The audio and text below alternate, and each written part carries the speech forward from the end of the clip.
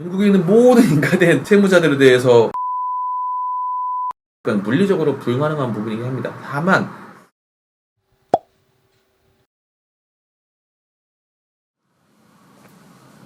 안녕하세요. 범법인 파트원의 최용준 변호사입니다.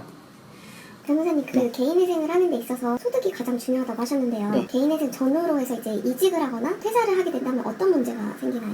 당연히 소득 관련된 문제가 생기죠. 왜냐면 개인회생의 기본은 내가 소득을 발생시켜서 거기서 생계비를 뺀 가용소득으로 변제를 하는 건데, 극단적으로 퇴사를 하면 내가 받던 소득 자체가 없어질 수도 있는 거고, 또 이직을 하게 되면 소득의 변경이 생깁니다. 변제를 할 가용소득에도 변동이 생긴 거기 때문에 상당히 중요한 부분이죠. 대단히 빈번하게 발생하는 일이에요. 그래서 오늘은 이런 경우에 좀 어떻게 우리가 처리를 해야 되는지에서 간단히 말씀을 드려보도록 할게요.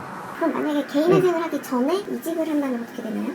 일단은 개인회생 직전에 이직을 한다면 법원에서는 지속 가능한 소득이 발생할 수 있는지 여부를 확인하는 것에 좀 중점을 둡니다. 기본적으로는 향후 3개월 동안 수령하는 급여 명세서를 요구할 수도 있고, 이 사람이 실제로 취업해서 하고 있는지 근무 사진, 근무 내역 같은 거를 제출해서 확인을 시켜달라, 이렇게 하는 경우도 더러 있습니다. 그래서 진술서를 제출하기도 합니다.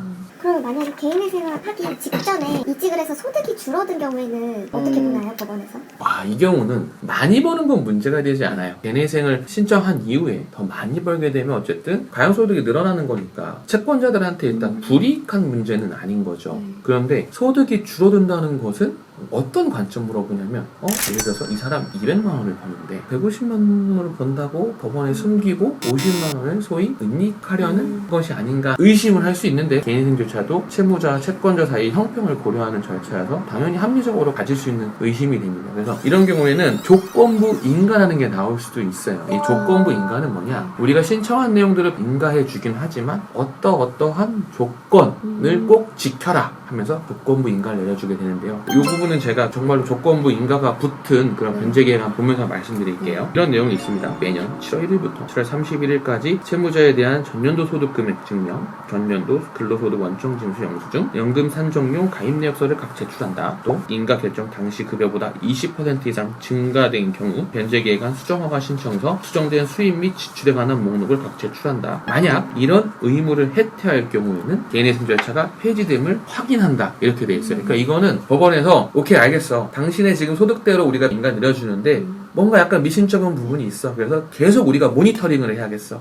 그리고 조금이라도 늘어나면 법원에 그대로 반영하고 수정된 변제계획안 내서 모두 채권자에게 갈 수 있도록 해야만 해. 이걸 하지 않으면 소위 말해서 빠꾸시켜버리겠어, 이런 겁니다. 그래서 소득이 줄어드는 경우에는 법원에서 경우에 따라서는 조건부 인가 결정을 낼 수도 있다, 이렇게 보시면 되겠어요.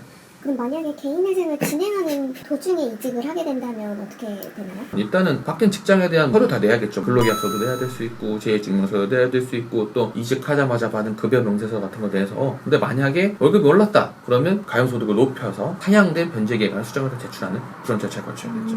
그럼 만약에 개인회생 인가 결정이 난 후에 이직을 하거나 아니면 퇴사를 한다면 어떻게 되나요? 사실은 이제 현실적인 얘기긴 한데, 인가가 된 후에는 법원에서 정해진 변제금만 잘 꼬박꼬박 납부가 된다면 모니터링을 이렇게 심하게 하지 못해요. 사실 물리적으로 좀 불가능한 부분이긴 해요. 개인회생이 한두 달에 끝나는 것도 아닌데, 짧으면 3년, 길면 5년 걸리는 건데, 전국에 있는 모든 인가된 채무자들에 대해서 이 사람이 소득이 변동된다 모니터링을 한다? 그건 물리적으로 불가능한 부분이긴 합니다. 다만 조건부 인가를 받은 경우다. 그런데 채권자 입장에서 역으로 갈 수 있는 우리 가능성도 생각해 볼 수 있어요. 이직해가지고 돈을 많이 벌면 더 많이 받게 돼 있는데 그걸 지키지 않았다? 만약에 이것이 드러난다고 하면 문제의 소지가 있을 수 있습니다. 하지만 현실적으로 말씀드리는데 큰 급여 변동 없다고 하면 인가 후에는 정해진 변제금만 꾸준히 잘 납부하기만 해도 크게 무리는 없지 않을까 생각이 듭니다.